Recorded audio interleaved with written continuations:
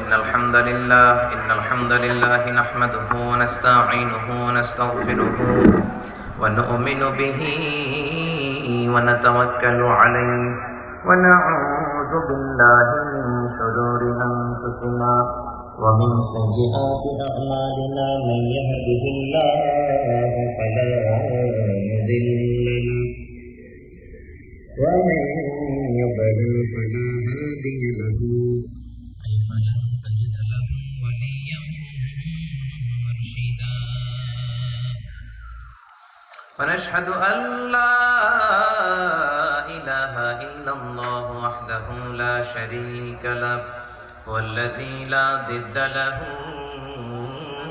ولا ند له لا مثل له ولا مثيل له لا وزير له ولا كفيل له لا شبه له ولا شبيه له لا ولد له ولا والد له وهو الواحد الفرد الصمد لم يلد ولم يولد ولم يكن له كفوا أحد ونشهد أن سيدنا ونبينا وحبيبنا وبشيرنا ونذيرنا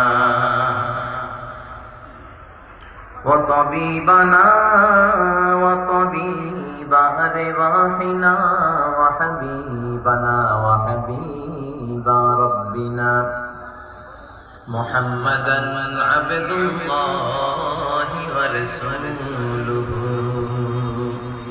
أرسله بالحق بشيرا ونذيرا وداعيا إلى الله بإذنه وسراجا منيرا أما بعد فقد قال الله تعالى في كلامه المجيد وفي فرقانه الحميد أعوذ بالله من الشيطان الرجيم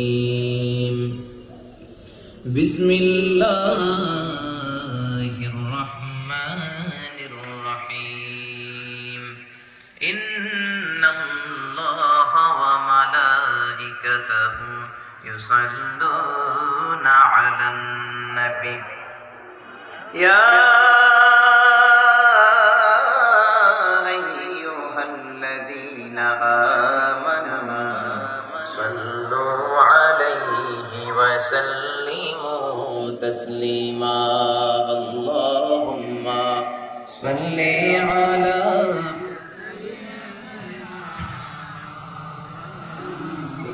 محمد وعلى آله سيدنا مولانا محمد সবাই মহব্বতের সাথে জোরে জোরে আওয়াজ করে পড়ুন আল্লাহুম্মা সাল্লি আলা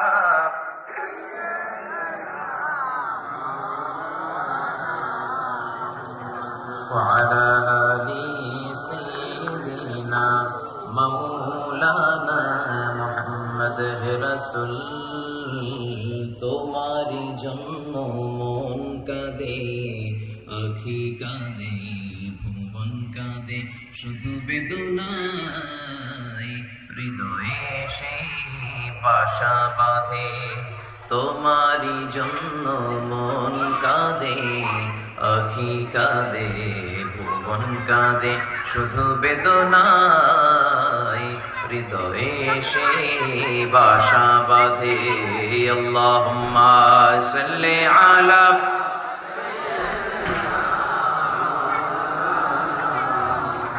وعلى آل سيدنا مولانا محمد কত ব্যথা কত জ্বালা সহেছ যে তুমি তোমারি খুনে লাল তাইফের ভূমি ফেরেশতা এসে চাই শাস্তির হুকুম লোহ মাখা মোহাম্মদ প্রাণেতে হাসেরা হে আল্লাহ দয়া করো এ তায়েফবাসী, ওরা চিনেনি তো আমি যে মুহাম্মদ, হৃদয়ে মুহাম্মদ। আল্লাহুম্মা সাল্লি আলা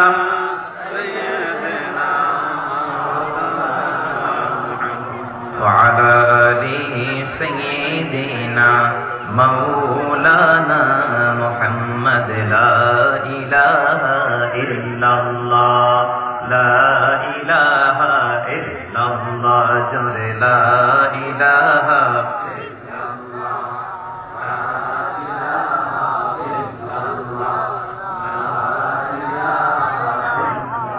আল্লাহ নামের জিকির করবে যারা, আল্লাহর কাছে প্রিয় তারা, আল্লাহর কাছে প্রিয় যারা, জান্নাতে প্রবেশ করবে তারা। জোরে লা ইলাহা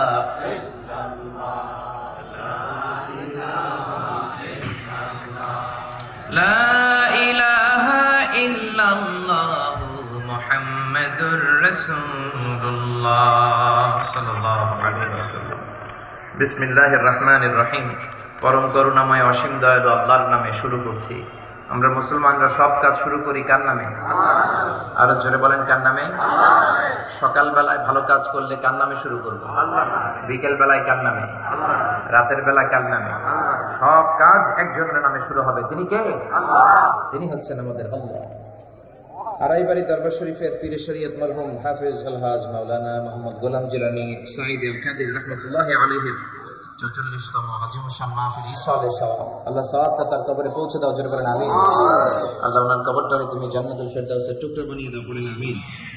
আজকের এই প্রোগ্রামের সভাপতিত্ব করছেন প্রিন্সিপাল আলহাজ মাওলানা শাহ মোহাম্মদ গোলাম সাদেক সাঈদী পীর সাহেব, আড়াইবাড়ি দরবার শরীফ, কুমিল্লা। আমার অত্যন্ত শ্রদ্ধাভাজন আমার প্রিয় নানা ভাই, আপনারা সবাই চিনেন ওনাকে। হুজুরকে আল্লাহ হায়াত দারাজ করুন। আল্লাহ ওনাকে কোরআনের খিদমত গোটা বাংলাদেশে যেন ছড়িয়ে দিতে পারে আল্লাহ তৌফিক দান করুক। আমরা পড়ি আমিন। এরপরে আমাকে রেখেছেন আন্তর্জাতিক খ্যাতি সম্পন্ন মুফাসসিরে কোরআন। এই নামটা এখন সবার আগে দিয়ে বসে। সবাই আন্তর্জাতিক খ্যাতি সম্পন্ন। দেশের মধ্যে আলোচনা করলেও আন্তর্জাতিক, দেশের বাইরে করলেও আন্তর্জাতিক। ইন্টারন্যাশনাল প্ল্যাটফর্মে তার একটা নেম এন্ড ফেম থাকলেও আন্তর্জাতিক, না থাকলেও আন্তর্জাতিক। আর সবার নামের আগে গণহারে মুফাসসির, এটা ঠিক নয়। মুফাসসির এটা ডিগ্রি। তো এই জন্য এই প্রধান বক্তা আন্তর্জাতিক খ্যাতি সম্পন্ন, এই বিষয়গুলো ভয়ঙ্কর। এরকম যদি না হওয়া যায় তাহলে আল্লাহর কাঠগড়ায় বক্তাদেরও জবাবদিহিতা আছে না নাই? বিশ্বনবী সব সময় নিজেকে ছোট করে উপস্থাপন করতেন। বিশ্বনবী বলতেন, আল্লাহুম্মা জাআলনি সাবুরা ওয়া জাআলনি শাকুরা ওয়া জাআলনি ফি আইনি সাগীরা ওয়া ফি আ'য়ুনিন নাসি কাবীরা। ও আল্লাহ, আপনি আমারে সবরকারী বানান। ও আল্লাহ, আপনি আমারে শুকরগুজার বান্দা বানান। ও আল্লাহ, আমার চোখে আপনি আমারে ছোট বানান, গোটা বিশ্বের মানুষের চোখে আপনি আমারে বড় বানান। জোরে বলেন আমিন। এজন্য নিজের চোখে নিজের ছোট ভাববেন, বিনয়ের সাথে অন্যের সামনে নিজেকে উপস্থাপন করবেন, তাহলে গোটা বিশ্বের মানুষের চোখে আপনারে বড় করে দিবে কে? আল্লাহ। আর যদি নিজেই বলেন আমি বড়, তাহলে গোটা বিশ্বের মানুষের সামনে আপনারে ছোট করে উপস্থাপন করবে কে? আল্লাহ। এজন্য যত বিনয়ী হবেন তত বরকত বেশি না কম? আর বিনয়ী আপনি হবেন না কেন? আপনি তো মাটি থেকে তৈরি। মাটি হচ্ছে পৃথিবীর সবচাইতে নরম পদার্থ। মাটির মধ্যে কোদাল দিয়ে আঘাত করলে মাটি কিছু বলে না। সেটা বলেন ঠিক কিনা? রব্বুল আলামিন সৈয়দনা আদমকে মাটি থেকে বানালেন। আদম আলাইহিস সালামের প্রথম স্তরের নাম ছিল তিনুল লাযিম, এঁটেল মাটি। তারপরে তিনি হলেন হামাইম মাসনুন, কাদা মাটি। তারপরে তিনি হলেন সালসালিন কাল ফাখর, কাদা মাটি। কাদা মাটি থেকে হলেন পোড়া মাটি। ঠিক কিনা? প্রথমে আল্লাহ জমিন থেকে মাটি নিলেন। এই মাটির উপরে আল্লাহ 40 দিন বৃষ্টি ঢাললেন। আকাশকে বললেন, ইয়া সামাউ আমতিরি আলাইহি 40 ইয়াওমা। 40 দিন মাটির উপরে যখন বৃষ্টি ঢালা হলো, এঁটেল মাটি হয়ে গেল কাদা মাটি। জোরে বলেন কি মাটি? কাদা মাটি। কাদা মাটিরে যেমন খুশি তেমন বানানো যায়, ঠিক কিনা? আল্লাহ সৈয়দনা আদমের মূর্তি বানালেন 60 হাত লম্বা। বুখারীর বর্ণনা, লাম্মা খালাকাল্লাহু আদমা ওয়া কানা তুলুহু 60 যিরাআন। রব্বুল আলামিন যখন সৈয়দনা আদমকে বানালেন 60 হাত লম্বা করে বানালেন। আপনারাও যারা জান্নাতে ঢুকবেন আপনাদের আকৃতিও 60 হাত লম্বা করে দিবে কে? আল্লাহ। এবার আদমের মূর্তি বানানোর পরে সূর্যরে বললেন, ইয়া শামসু হাররিকি 40 ইয়াওমা। ও সূর্য, আদমের মূর্তির উপর, মাটির মূর্তির উপর 40 দিন রোদ দাও। 40 দিন রোদ দেওয়ার পরে মাটির আদম হয়ে গেল সালসালিন কাল ফাখার, ঠনঠনে পোড়া মাটি। পোড়া মাটির মূর্তির মধ্যে নক করলে ঠনঠন আওয়াজ আসে না নাই? আল্লাহর টোকা দিয়ে দেখলেন ঠনঠন করে। তার মানে আপনি মাটির তৈরি ভাই। কিসের তৈরি? 3টা জাত, 3 জিনিস দিয়ে তৈরি। ফেরেশতারা নূরের তৈরি, জিনের আগুনের তৈরি, মানুষ হলো মাটির তৈরি। আদমকে মাটি দিয়ে বানালো কে? তুমি মাটির আদমকে প্রথম সৃষ্টি করিয়া ঘোষণা করিয়া দিলে শ্রেষ্ঠ বলিয়া, তাই নূরের ফেরেশতা করে আদমকে সেজদা, সবার চেয়ে বেশি সম্মান দিলে মাটির আদমকে। আল্লাহু আল্লাহু তুমি জাল্লে জালালুহু, শেষ করা তো যায় না গে তোমার গুণগান। জোরে বলেন ঠিক না? এই জন্য মাটি থেকে আমাদেরকে বানিয়েছে কে? আল্লাহ। তো মাটির মানুষ আপনি, আপনি কেন অহংকার করেন? অহংকার করবে একজন, তিনি কে? মাটি থেকে আল্লাহ আপনারে বানালেন, আর এই মাটির ঘরে আল্লাহ আপনারে ঢুকিয়ে দিবেন। আপনার আসল ঘর বিল্ডিং এর ঘর নয়, আপনার আসল ঘর মাটির ঘর, ঠিক কিনা? একদিন মাটির ভেতরে হবে ঘরে মন আমার, কেন বাঁধো দালান ঘর রে মন আমার, কেন বাঁধো দালান ঘর, ঠিক কিনা? এই গানটার দিকে যদি চিন্তা করেন, সাইয়েদনা আদমকে আল্লাহ মাটি থেকে বানালেন, এই মাটি থেকে আপনি তৈরি, আবার মাটির ঘরে আপনি ঢুকবেন। এই কথাটা যদি দুনিয়ার কোন মানুষ চিন্তা করে, দুনিয়ার বুকে আর কোন অন্যায় কাজ তার দ্বারা সম্ভব হতে পারে না। এই বিল্ডিং আপনার আসল ঘর না মিয়া? এই যে দামি দামি ফ্ল্যাট আপনার আসল ঘর নয়, গাড়ি বাড়ি আসল ঘর নয়। ছোট্ট একটা কবরের মাটির ঘরের মধ্যে আজীবন কিয়ামত পর্যন্ত আপনি থাকবেন, ওই ঘরটাই আপনার ঘর, ঠিক কিনা? আপনি যেই ঘরে থাকেন, এটা যদি আপনার ঘর বা বাড়ি হয়, আপনার বাবাও তো বলতো এটা ওনার বাড়ি। আপনার বাড়ির সামনে দাঁড়িয়ে যদি বলি এটা কার বাড়ি, আপনি বলবেন আমার বাড়ি। আপনার বাবা যখন এই বাড়িতে থাকতো, আপনার বাবার যখন জিজ্ঞেস করা হতো এটা কার বাড়ি, কি বলতো? আমার বাড়ি। আবার আপনার দাদা যখন এই ঘরটাতে ছিল, ওনারে যখন জিজ্ঞেস করা হতো, উনিও বলতো আমার বাড়ি। আপনার দাদার দাদার দাদার দাদার দাদা, উনিও কি বলতো? আমার বাড়ি। আবার আপনি মরে গেলে আপনার ছেলে বলবে আমার বাড়ি। একই বাড়ি, কয়জনে কয় আমার বাড়ি, চিন্তা করছে? এরপরে আপনার নাতি, সেও বলবে আমার বাড়ি। নাতির নাতির নাতির নাতির নাতি, সে যখন থাকবে সেও বলবে আমার বাড়ি। জোরে কোন ঠিক কিনা? পরের জায়গা পরের বাড়ি, ঘর বাঁধিয়া আমি রই, আমি তো সেই ঘরের মালিক নই। পরের জায়গা পরের বাড়ি, ঘর বাঁধিয়া আমি রই, আমি তো সেই ঘরের মালিক নই। এই যে ঘর ঘর দালান দালান বাড়ি বাড়ি করি, টাকা টাকা করি, পয়সা পয়সা করি, একটাও আমার না। জোরে কোন ঠিক কিনা? আল্লাহ বললেন মিনহা খালাকনাকুম ওয়া ফিহা নুঈদুকুম ওয়া মিনহা নুখরিজুকুম তারাতান উখরা। মাটি থেকে বানালাম, মাটির কবরে ঢুকালাম, আবার মাটির কবর থেকে কিয়ামতের দিন তোমারে উঠিয়ে দিবে কে? এজন্য অহংকার কেউ করতে পারে না একজন ছাড়া, তিনি কে? আল্লাহ। চিল্লায় বলেন না তিনি কে? আল্লাহ। এই জন্য নিজেকে নিজে ছোট বলেন, গোটা বিশ্বের মানুষের চোখে আপনারে বড় বানায় দিবে কে? আল্লাহ। আল্লাহ আমাদেরকে, এই যে আপনারা লিখেছেন আন্তর্জাতিক খ্যাতি সম্পন্ন আল্লামা, আল্লাহ যেন আমাদেরকে ওই রকম যোগ্যতা দান করে, আমরা যেন ওইভাবে কোরআন থেকে আপনাদেরকে শোনাতে পারি। আমরা বলি আমিন। আপনারা যারা এসেছেন, অনেক প্রশাসনের ভাইরা এসেছেন, সনাতন ধর্মের অনেক ভাইরা, হিন্দু ভাইরা লুকিয়ে লুকিয়ে মাহফিল আসে। আমার মাহফিল ছিল মৌলভী বাজারে, বললো হুজুর কম করে 50 জন আসছে হিন্দু, আপনার সাথে দেখা করতে চাই। সুবহানাল্লাহ কইবেন না? এগুলো একটা কিতাবের মুজিজা। কিতাবটার নাম কি? আর জোরে বলেন কি নাম? কোরআন। এই কোরআনের বয়ান শুনে অনেক হিন্দু মুসলমান হয়, এরকম নজিরও বাংলার জমিনে আছে না নাই? অনেক বৌদ্ধ মুসলমান হয়েছে, নজির আছে না নাই? অনেক খ্রিস্টান মুসলমান হয়েছে, আছে না নাই? অনেক নাস্তিক দিশেহারা, দিশে ফিরে পেয়েছে, পথ ফিরে পেয়েছে, এরকম লোক আছে না নাই? এজন্য আমাদের কোরআনের সাথে থাকতে হবে। রাজি আছি তো? সবাই রাজি আছেন? যে বইটা থেকে আমরা কথা শুনবো, বইটার নাম কি বলেন তো? আরো জোরে বলেন কি নাম? এই কোরআনের মধ্যে হেদায়েতের কথা আছে না নাই? জান্নাতের কথা আছে না নাই? হেদায়েত দেন কে? আল্লাহ। আল্লাহ বললেন ইন্নাকা লা তাহদি মান আহবাবতা ওয়ালাকিন্নাল্লাহা ইয়াহদি মান ইয়াশা।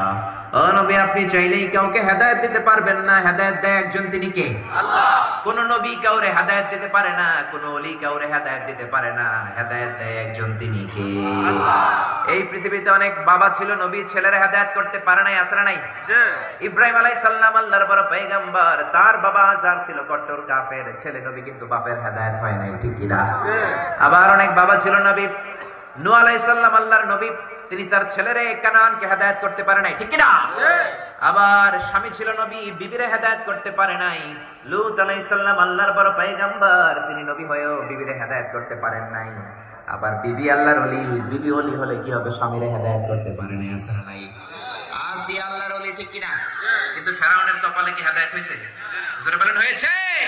এজন্য হেদায়েতের মালিক হলেন একজন, তিনি কে? এজন্য আল্লাহ বললেন ইন্নাকা লা তাহদি মান আহবাবতা ওয়ালাকিন্নাল্লাহ ইয়াহদি মান ইয়াশা। ও নবী, আপনি চাইলে কাউকে হেদায়েত দিতে পারবেন না। কেমনে আপনি দিবেন? কারণ হেদায়েত দেই তো আমি একা। আল্লাহ একা একা হেদায়েত দেন। হেদায়েতের চাবিকাঠি আল্লাহ কাউকে দেন নাই। জোরে বলেন ঠিক কিনা? এই কোরআনে এসে হেদায়েতের কথা আছে না নাই? গোটা বিশ্বের সব বিষয়ের কথা কোরআনের মধ্যে তুলে দিয়েছে কে? আল্লাহ। সে আল্লাহ বলছেন যালিকাল কিতাবু লা রাইবা ফীহি হুদাল লিল মুত্তাকিন। This is the book whereof there is no doubt and a guidance to those who are muttaqin. এটা এমন বই যে বই কোনো ভুল নাই, যে বই কোনো সন্দেহ নাই, যে বই কোনো সংশয় নাই। মুত্তাকিনদের জন্য এই বইটারে হেদায়েত বানিয়ে পাঠিয়েছে কে? এই কোরআন, এটা আমাদের জন্য সম্মান। এই কোরআন হেফজ করে কলিজায় রাখা যায়। পৃথিবীর কোন বই হেফজ করে কলিজায় রাখা যায় না, কোন ঠিক কিনা? বেদ, রামায়ণ, বাইবেল, ত্রিপিটক, মহাভারত, কোন বই কি মুখস্থ করা যায়? কিন্তু কোরআনের হাফেজ আছে না নাই? বর্তমান বিশ্বে হাফেজে কোরআনের সংখ্যা প্রায় 70 লাখ। সুবহানাল্লাহ কইবেন না? ইন্টারন্যাশনাল প্ল্যাটফর্মে কোরআনকে দিয়ে আমাদেরকে চিনে। সুবহানাল্লাহ কইবেন না? আমরা বিভিন্ন কনফারেন্সে গেলে কিছু কিছু লোক আমাদের দেশকে চিনে, কিছু কিছু লোক চিনে না। তারা জিজ্ঞেস করে from where you came to join the conference, man? তুমি কোন দেশ থেকে আসছো? আমি বলি I came from Bangladesh. Bangladesh? Where it's located? কোথায় এই দেশ? তখন বলতে হয় ইন্ডিয়া পাকিস্তানের পাশে। It's bordered with India, very close to Pakistan. এরকম বললে চিনে, তা না হলে চিনে না। কিন্তু কয়েকটা কারণে এখন গোটা বিশ্ব বাংলাদেশকে চিনে। Number 1, cricket. ক্রিকেট এখন বাংলাদেশকে এমন একটা জায়গায় নিয়ে গিয়েছে, বাংলাদেশ নাকি এতটা শক্তিধর ক্রিকেট খেলোয়াড় হয়েছে, যে কোনো সময় যে কোনো দেশকে নাকি বাংলা ওয়াশ করে দেয়, ঠিক কিনা? এই কারণে এখন চিনে। 2 নাম্বার, আমাদের ড্রেস, আমাদের যে পোশাক, আমাদের পোশাক পৃথিবীর সবচাইতে ভালো পোশাক। এত সুন্দর পোশাক কেউ বানাতে পারে না। আমেরিকাতে আমরা বাংলাদেশে খুঁজি আমেরিকার কাপড়, ইংল্যান্ডের কাপড়, কিন্তু আমেরিকাতে ডোনাল্ড ট্রাম্প যখন কাপড় খুঁজতে যায়, সে খোঁজে মেড ইন বাংলাদেশ। বাংলাদেশের কাপড় কোথায় আছে? ইভেন তার নির্বাচনী প্রচারণায় সে একটা লাল ক্যাপ তৈরি করেছে যেখানে লেখা মেক আমেরিকা গ্রেট এগেইন, আমেরিকাকে আবার গ্রেট বানাও। এই ক্যাপটাও মেড ইন বাংলাদেশের, বাংলাদেশের তৈরি। সুবহানাল্লাহ কইবেন না? এই পোশাকের কারণে তৈরি পোশাক শিল্পে আমাদের গোটা বিশ্বে একটা নাম আছে না নাই? 3 নম্বরে হচ্ছে আমাদের মিলিটারি, সেনাবাহিনী। আমাদের সেনাবাহিনী আফ্রিকাতে পিস কিপিং মিশন, শান্তিরক্ষী বাহিনী হিসেবে অনেক নাম কুড়িয়েছে। 4 নম্বর আমাদের ভাষা, our language, we are proud of it. আমরা এই ভাষাকে ভালোবাসি। এই 21শে ফেব্রুয়ারি শুধু আমরাই পালন করি না, এখন ইন্টারন্যাশনাল মাদার ল্যাঙ্গুয়েজ ডে। পৃথিবীর সব দেশ এই দিবসটাকে পালন করে। জোরে বলেন ঠিক কিনা? 5 নম্বরে হচ্ছে বিশ্ব ইজতেমা। বিশ্ব ইজতেমার কারণে গোটা বিশ্বের মানুষ এখন বাংলাদেশকে চিনে। জোরে বলেন ঠিক কিনা? সর্বশেষ হচ্ছে এই কোরআন। আমার দেশের হাফেজে কোরআন যদি পৃথিবীর কোনো ইন্টারন্যাশনাল কম্পিটিশনে বসে, আল্লাহর জমিনে এমন কোন বিচারক পয়দা হয় নাই যে বিচারক কোরআন থেকে প্রশ্ন করবে আর আমার হাফেজরা উত্তর দিতে পারবে না। জোরে বলেন ঠিক কিনা? গোটা বিশ্ব কাঁপিয়ে দিয়েছে। হাফেজ জাকারিয়া বাহরাইনে ফার্স্ট, মিশরে ফার্স্ট, পুরস্কার পেয়েছে 20 লাখ টাকা। সুবহানাল্লাহ কইবেন না? এর আগে নাজমুস সাকিব নামে এক ছেলে গোটা বিশ্ব কাঁপিয়েছে। এজন্য ছেলে মেয়েদেরকে আগে কোরআন শিখাতে হবে ভাই। জোরে বলেন আগে কি? পরে অন্য জ্ঞান। আগে কোরআন, পরে অন্য জ্ঞান। Teach your children the Holy Quran. The Holy Quran will teach your children everything. আপনি আপনার ছেলেরে কোরআন শিখান, কোরআন আপনার ছেলেরে সব শিখাবে। জোরে বলেন ঠিক কিনা? Your children can choose any kind of profession. সে যে কোনো পড়াশোনা করতে পারে, যে কোনো লেখাপড়া করতে পারে, সমস্যা নাই। He can be a doctor, he can be a teacher, he can be a politician, he can be a corporate officer, he can be a scientist, pilot, but he need to be a real practicing Muslim. আপনার ছেলেরা doctor বানাবেন, ভালো, engineer ভালো, রাজনীতিবিদ খুবই ভালো, কিন্তু সবার আগে কোরআন জানার দরকার আছে না নাই? পাইলট হলে এমন পাইলট হবে যে পাইলট বিমান ল্যান্ডিং এর পরে বিমান থেকে নেমে কপাল ঘষে সেজদা দিবে একজনকে, তিনি কে? আল্লাহ। আর জোরে বলেন তিনি কে? আল্লাহ। একটা সময় ছিল 64,000 গ্রাম, বাংলার এই গ্রামগুলো থেকে কোরআনের ধ্বনি ভেসে আসতো। কোরআনের সুন্দর একটা সুর সব গ্রাম বাংলায় পাওয়া যেত। এখন এটা নাই, অনেক জায়গায় একেবারেই নাই, অনেক জায়গায় কমতে শুরু করেছে। অনেক জায়গায় মক্তব নাই, মক্তব থাকলে মুয়াজ্জিন নাই, মুয়াজ্জিন হুজুর থাকলে ছাত্র নাই। এরকম পরিস্থিতি আছে না নাই? কোরআন শেখানোর দরকার আছে না নাই? শিখাতে রাজি আছেন তো? সবার আগে কোরআন, তারপরে অন্য জ্ঞান। কারণ কোরআন আপনার ছেলেরা শিক্ষিত বানাবে। কোরআন বলে ইকরা বিসমি রাব্বিকাল্লাযী খালাক, read in the name of your Lord who has created. বলো তোমার প্রভুর নামে যিনি শিখিয়েছেন, জোরে বলেন ঠিক কিনা?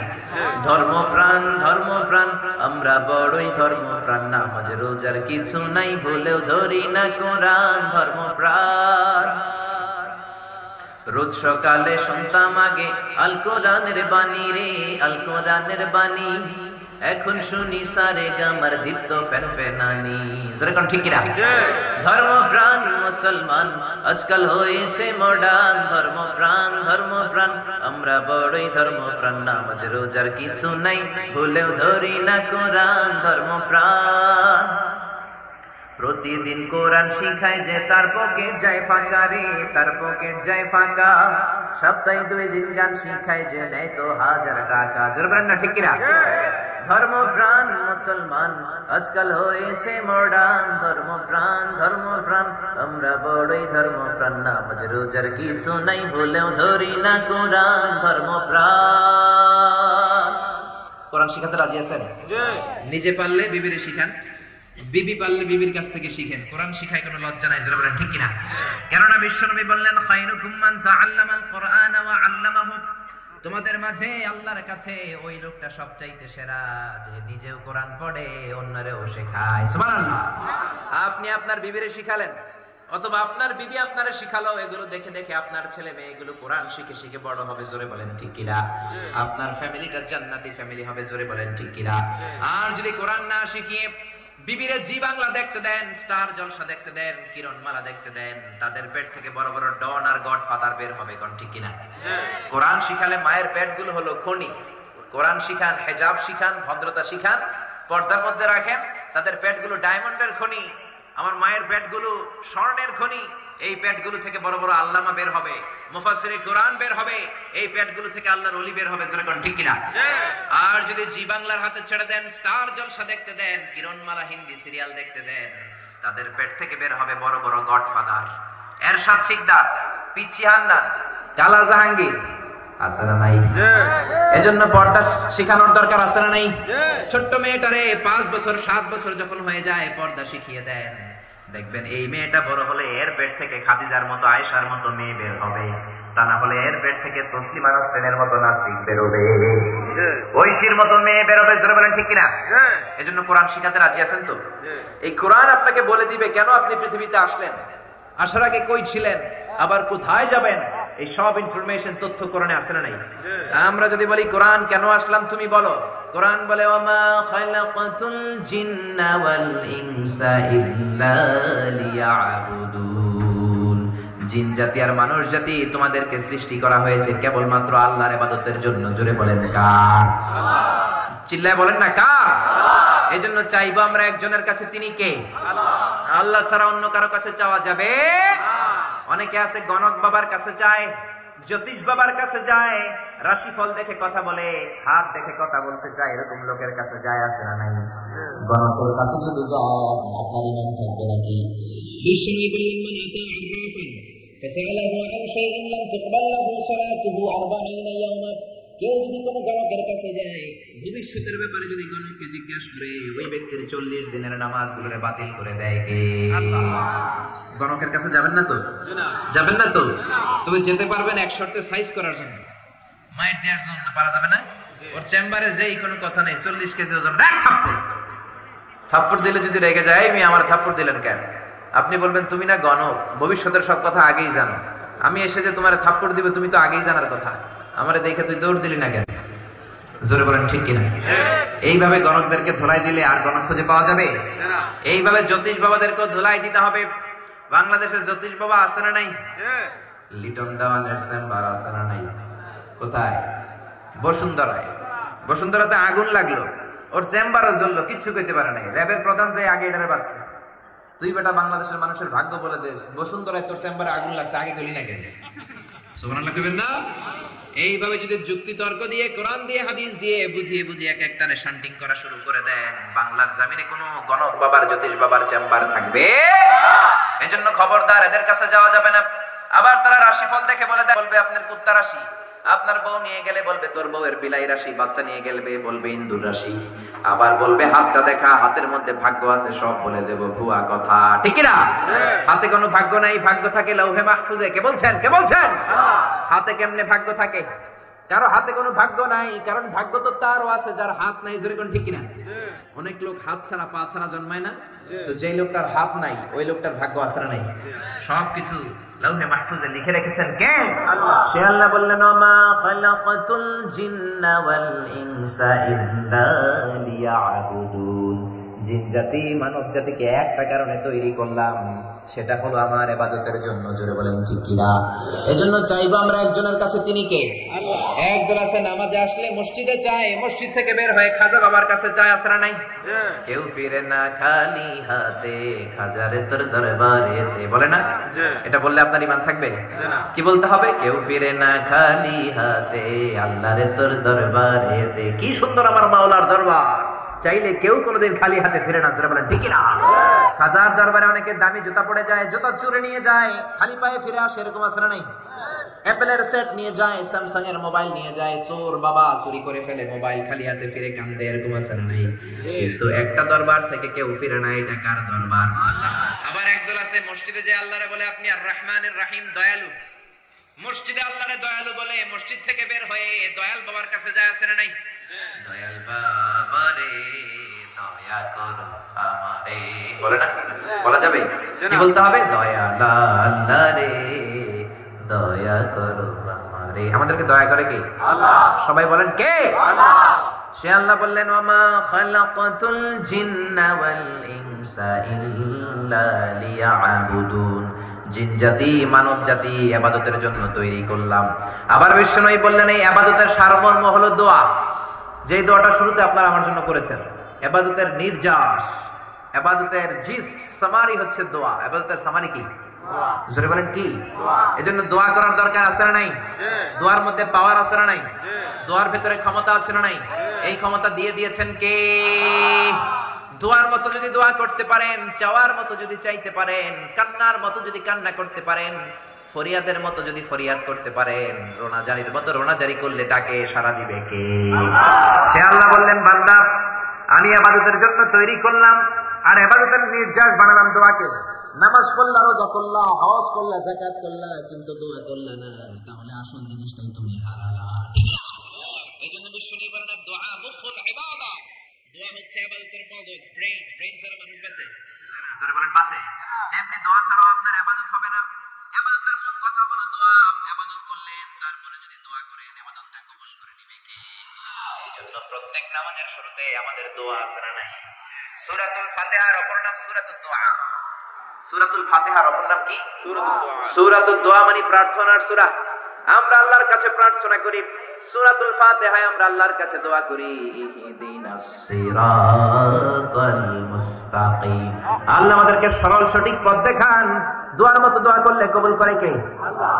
মিসাইল মারলে যেমনি মিসাইল লক্ষ্য বস্তু ভেদ করে, দোয়ার মতো দোয়া করতে জানলে আপনার দোয়াও লক্ষ্য বস্তু ভেদ করে ফেলবে। জোরে বলেন ঠিক কিনা? এজন্য আল্লাহ বলেন ওয়াকালা রাব্বুকুম উদউনি আস্তাজিব লাকুম, ও বান্দা তুমি আমার কাছে যাও, আমি চাইলে তোমার দোয়ায় সাড়া দেব, ঠিক না? ওয়া ইযা সাআলাকা ইবাদি আন্নী ফাইন্নী করিব উজিবু দাওয়াতাদ দাঈ ইযা দাআন ফালিয়াস্তাজিবু লি ওয়াল ইউমিনু বি লাআল্লাহুম ইয়ারশুদুন। ও নবী, আমার বান্দার যখন জিজ্ঞেস করে সাআলাকা ইবাদি আন্নী, আমি কোথায়, আপনি বলেন আমি করিব, কাছে। যখন তারা আমার কাছে চায় তখনই ডাকে সাড়া দেয়। জোরে বলেন ঠিক কিনা? এই দুনিয়ায় কোন চেম্বার 24 ঘন্টা খোলা নাই, সব সময় খোলা থাকে না।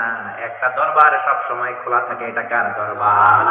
রাত্রি যত গভীর হয় দুনিয়ার ঘর বাড়িগুলোর দরজা বন্ধ হয়ে যায় দোকানের শাটার নামে, আর রাত্রি যত গভীর হয় আল্লাহর রহমতের দরজা খোলে, আল্লাহর রহমতের শাটার উপরের দিকে ওঠে, ঠিক কি না? এজন্য চাইতে হবে একজনের কাছে, তিনি কে? আল্লাহ বললেন গোলাম খবরদার নিরাশ হবি না। তোর পাপ যত বড় হোক আমার দয়ার সাগর তার চাইতেও বড়। তোর গুনাহ যদি হয় খালের পানির সমান, বিলের পানির সমান, রে বান্দা আমি আল্লাহর দয়া ভালোবাসা হলো আটলান্টিক মহাসাগরের সমান। তোর পাপ আর অন্যায় যদি হয় পাহাড়ের সমান, আমি আল্লাহর দয়া আকাশের সমান, ঠিক না? এজন্য আল্লাহ বললেন লা তাকনাতু মির রাহমাতিল্লাহি ইন্নাল্লাহা ইয়াগফিরুয যুনুবা জামিআ। খবরদার, আমার রহমত থেকে নিরাশ হয়ো না। আমার রহমত থেকে কাফির, মুশরিক আর নাস্তিক ছাড়া কেউ নিরাশ হয় না। জোরে বলেন ঠিক না?